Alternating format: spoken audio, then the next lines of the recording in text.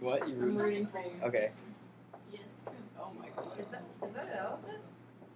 Is that an amoeba? I don't know. I got bored. I was drawing on this. I got lost. Okay. So. This one, so I was glad we had it. So this was that problem. It was it might be in here. I can show it you guys. Yeah, here you go. You guys can see it. There's a lot for it. I removed the chart, but it still might look different. That's it right there. And basically, it was like this chart, and it was saying that like, I don't know. It was like how much. It was like this boat, okay. And whenever you bought it, it was like worth $1,906, okay. But every year after that, it would go down a certain amount of money. And basically, I just like divided them, and I saw that they all equaled 0.96. Like I divided this one by this one, and this one by this one, and this one by this one, and this one by this one. So then I realized that that was like the depression value, whatever. And then this was 0.96 because that was what all those equaled. And then that's if like you want to know how much it equal after a certain amount of time, you put like that year there. So yeah, there you go. So you're so close, Sam. Did I do it wrong? It's like partially right. Wait, was there another question to this? Um, No, I think I just did it wrong. Yeah, I just think I did it wrong. no, No? like honestly, you did most of it right. Okay.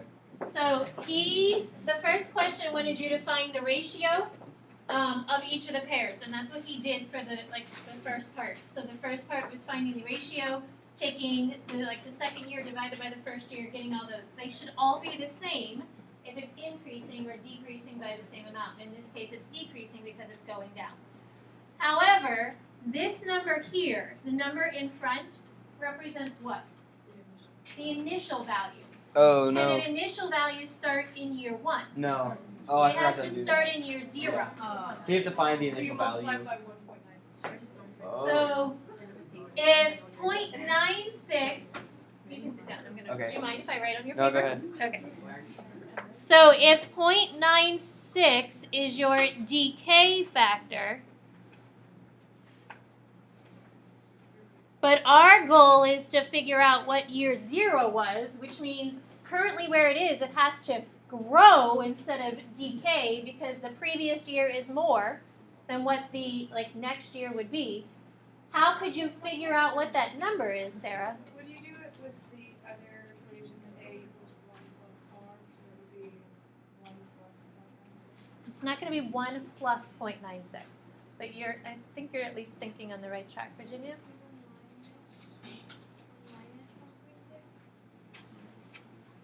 What's like 1 minus 30? No. 4. 1 minus 0.04. Why did you say 0.04? And I think that's what you were getting at too. Because 0.96, if it's decaying, then it's decaying by. Right. So if this is your decay factor, the percent that it's decaying by is 4%. So the decay factor is 1 minus 4%. That's how you get the 0.96.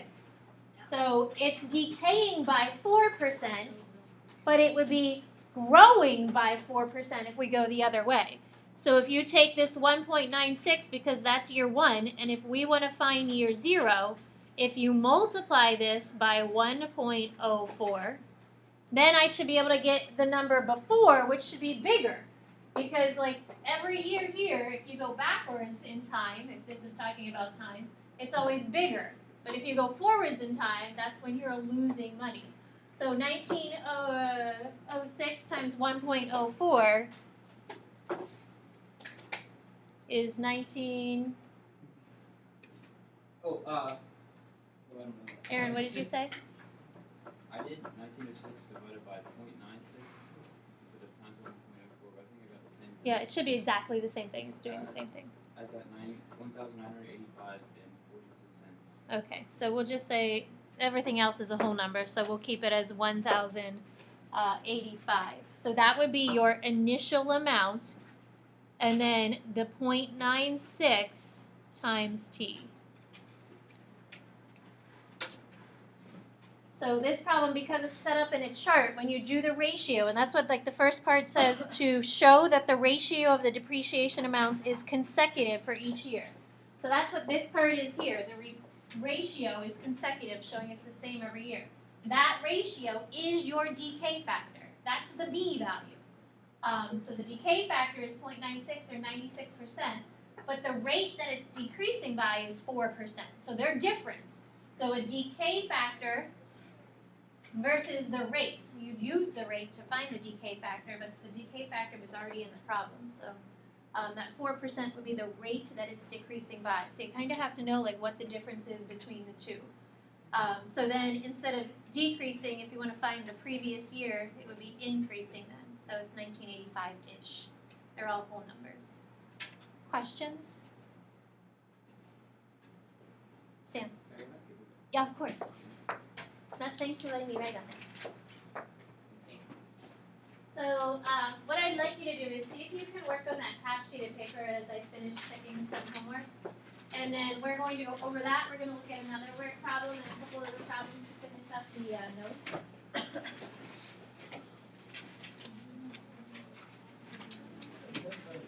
Oh my goodness. Why did you grab? What made you think that would be like? Remember what happened with the water bottle? You weren't doing it. Do you want a repeat of that? Why? I'm not doing that. Doing what? 7.3? I know, I was checking it out. Remember what happened with the water bottle? Yeah. What is that? Do you want that to happen again? I like so. It is a nice way. You go to the church when I was right behind you the whole time.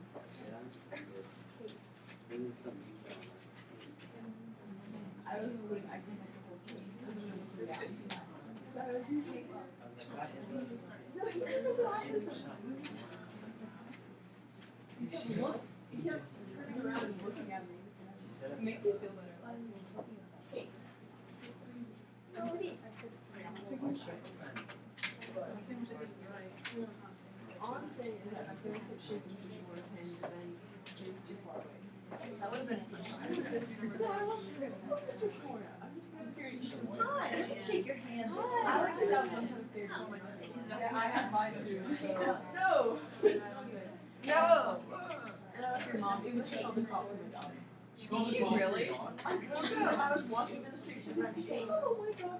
Oh, I said, yeah. Oh, I called the cops on her before. Because she ran in front of our car. Hang on to it. That's And we were like, ooh, stray dog. Yes. So I'm sure that's my dog. Yeah, You're all gonna I let know your is you're not dog watching it in the cell. You should know who my dog is. I don't know anything about you. You ended up reading What weird annoying thing. that. You should know my dog. This is why I avoid your dog. White. It's white with black spots. Its name is Coco. Oh, I'm sorry. Yeah, I named it when I was 4. Why are you guys' dog just running around the neighborhood? My dog is supposed to be a house dog, but then what is it? He's invested in my white. Boy, they're all just mess. So Yeah, that's a dog. It's supposed to have been Papa dog. Wait.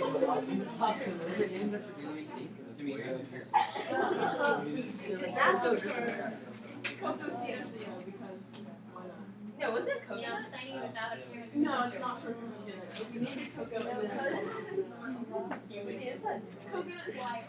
Well, that makes no sense because it's What's black your and dog's name? white. Chewy? That's not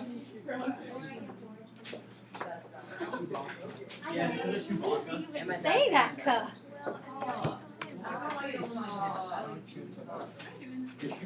David, you got the warm-up done, right? Yup. I'm working hard, Miss Katie. Yeah, we're hardly working.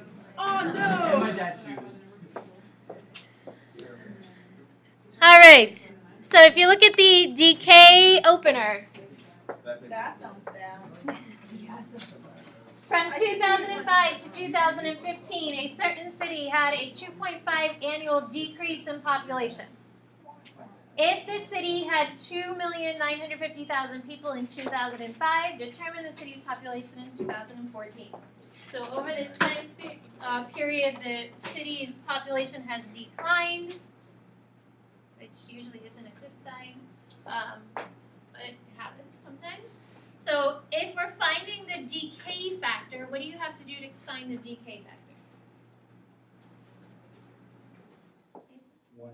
Ooh, just got quiet. Yeah.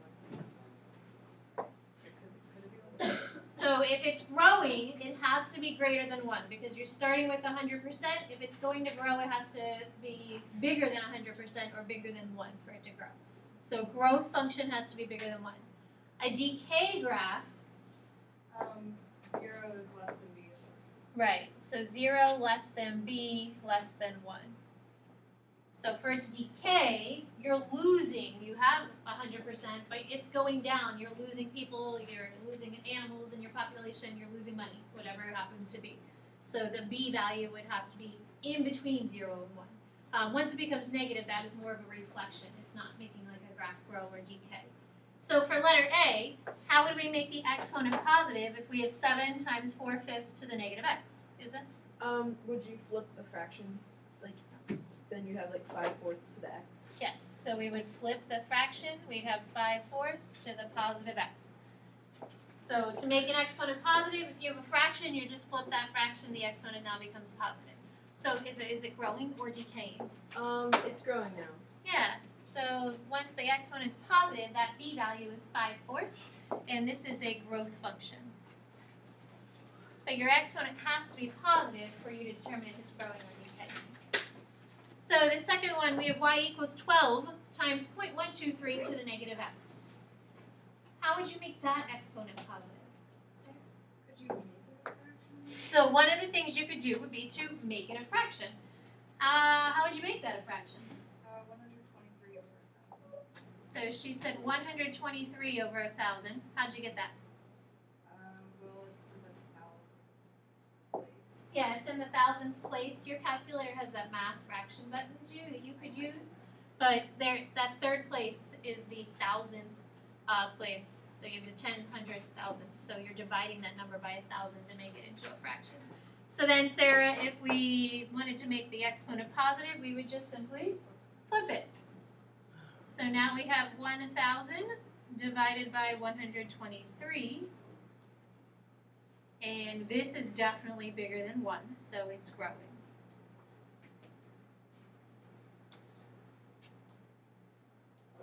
Is there another way that we can think about that as well?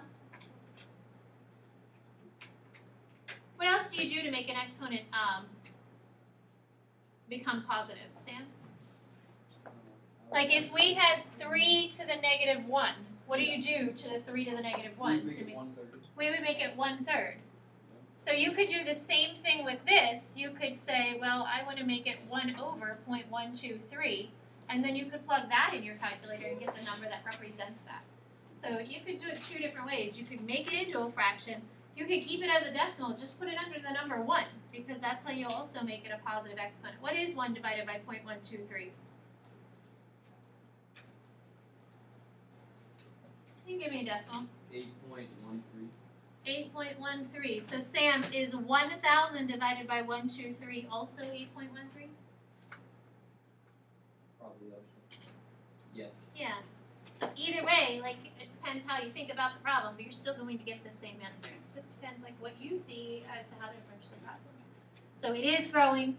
8.13 or 1,000 over 123 are all both bigger than 1. The last one here, Ryan, how would we write this with a positive exponent?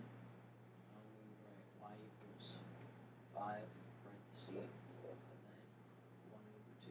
Good. With the positive x, is this growing or decaying? Okay. Right. So 1/2 is less than 1, so this is decaying. Questions? So if you flip, there's one final page kind of dealing with a negative exponent and why sometimes exponents are negative.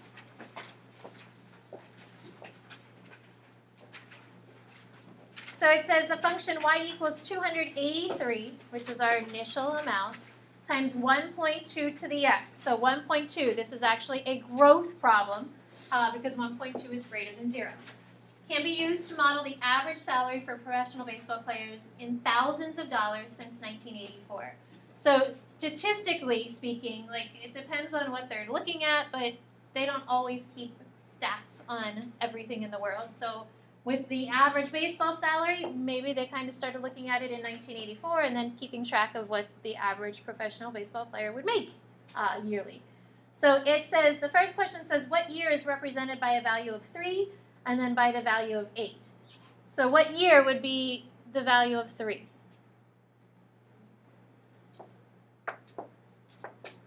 Aaron? 1986.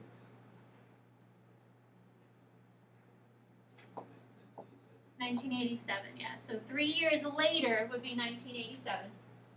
So then 8 years later would be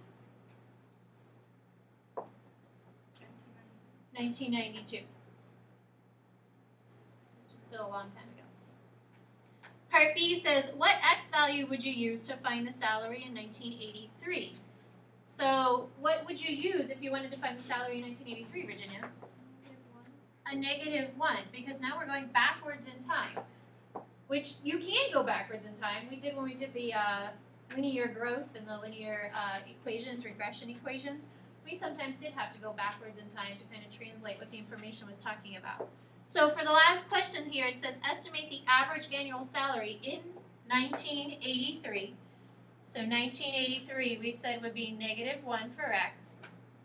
And then in 1979, so what would we use for X in 1979? Ethan? A -5. And then we will also do one more. We'll see what happens in 2017. So if it started in 1984, how many years later are we in 2017? 29.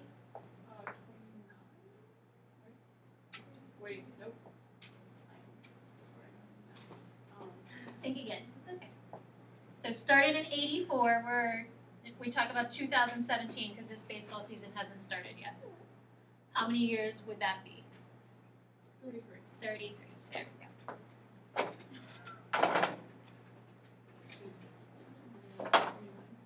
Okay, so to find all of these values, they're giving you the equation. So the equation is up here. We didn't have to calculate it. We didn't have to determine anything.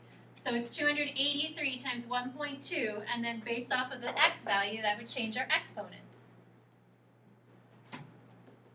So the first one would be for 83, so we're going back 1 year.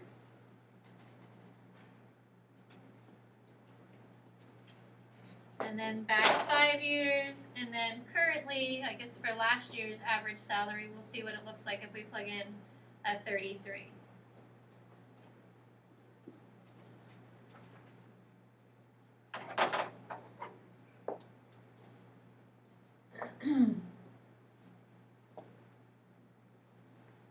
So, anybody have for x equals -1? Paige, what do you have? $235.83. Okay, so this is in thousands. So either write the word thousand or move the decimal place over or multiply that by 1,000. So if you move it over, you're moving it over 3 times. There's the 3 zeros in 1,000. So that's really 235,830. So 235,830 would have been the average salary of a baseball player in 1983, which is, I looked it up and it was really close. It was off maybe by a couple $1,000, so it was pretty close. And then in 1979, does anybody have that number? Sarah?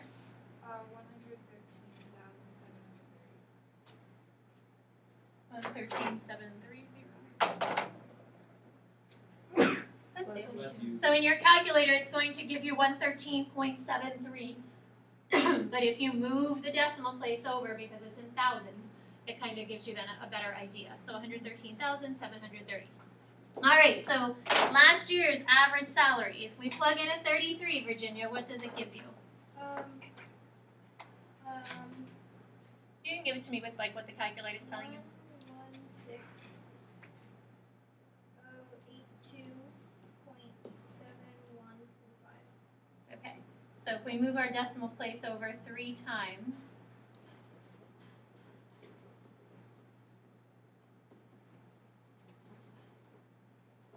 do you think a baseball player makes $116 million a year? Yeah. Let's hope not, because that's a heck of a lot of money. I think they get contracts for 5 years maybe for that much. Currently, though, the average baseball player makes about $4.7 million a year, which is still insane. I mean, nowhere close to this, but still. That's hypothetical. crazy insane. This is like this would be like over 5 years probably, depending how good they are. We're talking about average player. So somewhere that number dropped and they didn't start to make as much or increase as much. We could probably figure out our own calculation if we wanted to look at some more data dealing with closer into the teens of the 20,000s. Questions? So I have a worksheet that is not stapled, so I'm going to pass around a stapler. So there are 2 pages. I'm going to be collecting this tomorrow and grading it. And no, I'm not giving you an answer sheet. Woo! It's crazy in here. This game. Heaven forbid. So make sure that you eventually get the stapler and staple the 2 pages together. It is a review of the last 2 days. So there are 4 graphs on here. How many points is this going to be? And I think just 10. Please make sure that you have 2 graphs, that you're not using your calculator, that you have a T-chart to support it, your work, but your graph should be the basic graph, and then you should slide the graph, translate the graph based off of the x-lines. Virginia. You're just going to have to watch the notes online because we will be learning new stuff tomorrow on the number 2. Yes, the homework is on the book. So whatever's listed for Tuesday. I did say the number E. I'm telling you, E is a number. One more. Which one? The grass one. The graphs one? And the other one. Oh, I didn't see Sam laying it. How is that a letter and a number? I don't understand. I think I understand that.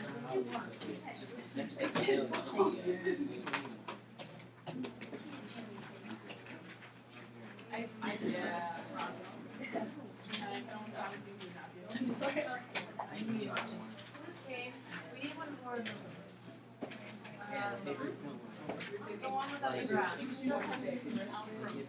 Where do I put my homework? Do it, you. The one without the graphs. Okay, so again, the stapler's coming around.